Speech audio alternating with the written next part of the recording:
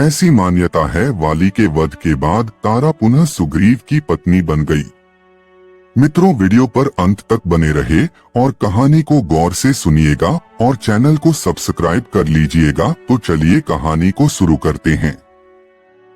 शायद उस काल के समाज में बहुपत्नी तथा बहुपति द्रौपदी प्रथा का चलन स्वीकार्य रहा। ऐसी मान्यता है कि ने वाली पर जो तीर चलाया था वह एक साधारण तीर था, अर्थात राम के तरकश में अनेकानेक अस्त्र थे जिनसे पल भर में जीव तो क्या पूरी की पूरी सभ्यता का विनाश हो सकता था, जैसे ब्रह्मास्त्र इत्यादि। लेकिन मर्यादा पुरुषोत्तम राम, जो कि विष्णु का अवतार थे और सर्वज्ञाता थे, ने एक साधारण सा ही तीर इसलिए चलाया क्योंकि वाली की तुरंत मृत्यु न हो और मरने से पहले उसे अपने प्रश्नों का उत्तर भली भांति प्राप्त हो जाए, ताकि वह शांति से प्राण त्याग सके और मरने से पहले वह स्वजनों से भली भांति मिल सके। वाली के आहत होने का समाचार सुनकर तारा अपने पुत्र अंगद के साथ रणभूमि की तरफ भागी। रास्ते में उसे रण से भागते हुए वानर मिले जिन्होंने उसे सलाह दी कि अंगद को लेकर वापस किष्किंधा जाकर अंगद का राज्याभिषेक कर दे और राम के प्रकोप से बच जाए।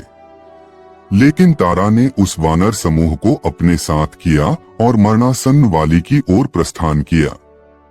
वहां जाकर वाली के समक्ष तारा का विलाप अति महत्वपूर्ण है, क्योंकि मनुष्य के अलावा कोई और प्राणी अपने स्वजन के मरने पर इतना विलाप नहीं करता है। पहले तो तारा मरते हुए वाली को अंग लगाती है, उसके पश्चात सुग्रीव तथा राम को वह खरी खोटी सुनाती है। हनुमान मध्यस्थता करते हुए तारा को ढाढ़स बंधाते हैं और उसे दर्शन शास्त्र समझाते हैं। यह एक अनूठा संदर्भ है कि तारा ने वाली की चिता में अपने भी प्राण त्यागने का संकल्प लिया। इसका अभिप्राय यह है कि सती प्रथा हमारे समाज में प्राचीन काल से चली आ रही है। इस संदर्भ में इतना ही कहना उचित होगा कि विलाप के समय उसने जो वचन कहे वह कोई साधारण नारी नहीं बोल सकती है। उसको राजनीति तथा कूटनीति का अच्छा ज्ञान था और इसी वजह से वानरों के कहने के बावजूद उसने अंगद का राज्याभिषेक न कराकर सुग्रीव को ही राजा मनोनीत किया। अपने पुत्र पर कोई आंच न आने पाए, इस कारण उसने सुग्रीव को अपना स्वामी स्वीकार कर लिया। वाली के वध के पश्चात तारा ने यही उचित समझा कि सुग्रीव को स्वामी स्वीकार करे, क्योंकि उसने अंगद के हितों की रक्षा भी तो करनी थी। जब सुग्रीव राजोल्लास में तल्लीन हो गया और राम को सीता का ढूंढने का वचन भूल गया, तो राम ने लक्ष्मण को उसे अपना वचन याद कराने को भेजा। लक्ष्मण वैसे भी काफी गुस्सैल थे। उन्होंने किष्किंधा की राजधानी पंपापुर में लगभग आक्रमण बोल दिया। सुग्रीव को अपनी गलती का एहसास हो गया, लेकिन लक्ष्मण का सामना करने की उसकी हिम्मत न हुई। उसने तारा से आग्रह किया कि वह लक्ष्मण को शांत कर दे। तारा रनिवास से मदोन्मत्त निकली और लक्ष्मण को शांत किया। उसने महर्षि विश्वामित्र का उदाहरण दिया कि ऐसे महात्मा भी इंद्रिय विषयक भोगों के आगे लाचार हो गए थे। फिर सुग्रीव की तो बिसात ही क्या, और यह भी कि वह मनुष्य नहीं वरन एक वानर है। तारा ने यह भी वर्णन किया कि सुग्रीव ने चारों दिशाओं में सेना एकत्रित करने के लिए दूत भेज दिए हैं।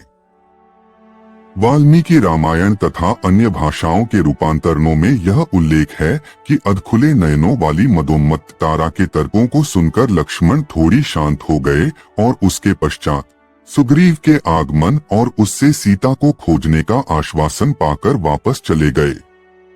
रामायण के कुछ क्षेत्रीय रूपांतरणों में यह भी दर्शाया गया है कि जिस समय लक्ष्मण ने किष्किंधा की राजधानी के राजमहल के गर्भागृह में क्रोधित होकर प्रवेश किया था, उस समय सुग्रीव के साथ मदिरापान करने वाली उसकी प्रथम पत्नी रूमा नहीं अपितु तारा थी और भोग विलास में वह दोनों तल्लीन थे।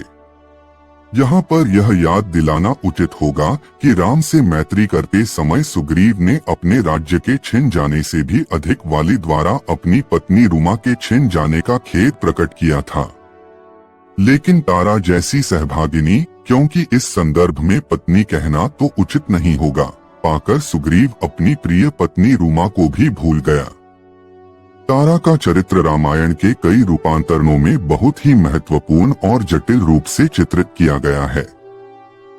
वाली की पत्नी के रूप में तारा को एक वीरांगना, एक नीतिज्ञ और एक भावुक स्त्री के रूप में दिखाया गया है, जो अपने पति के प्रति अत्यंत समर्पित थी।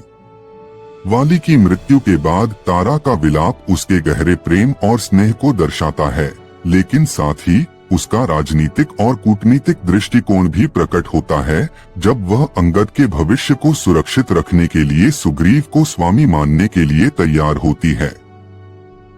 तारा की नीतिज्ञता का एक और महत्वपूर्ण उदाहरण लक्ष्मण को शांत करने के समय देखा जा सकता है। सुग्रीव ने जब अपनी जिम्मेदारी भुला दी और विलासिता में लीन हो गया, तब तारा ने बड़ी चतुराई से लक्ष्मण को शांत किया और उसे सुग्रीव के प्रयासों की जानकारी दी। इस प्रसंग में तारा की भूमिका एक मध्यस्थ के रूप में बहुत अहम है, जो लक्ष्मण के क्रोध को शांत करने और सुग्रीव को उसकी जिम्मेदारी याद दिलाने में सफल होती है। तारा और सुग्रीव के संबंधों का जिक्र भी बहुत दिलचस्प है। तारा की सच्चाई और विवेक के कारण ही सुग्रीव ने वाली के वध के बाद उसे अपनी पत्नी के रूप में स्वीकार किया, और तारा ने भी अंगद के भविष्य की सुरक्षा के लिए सुग्रीव को स्वामी माना।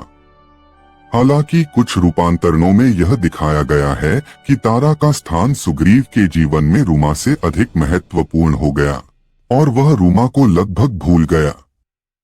यह प्रसंग भारतीय समाज में स्त्रियों की स्थिति, सती प्रथा और प्राचीन काल में नारी शक्ति और कूटनीति पर प्रकाश डालता है।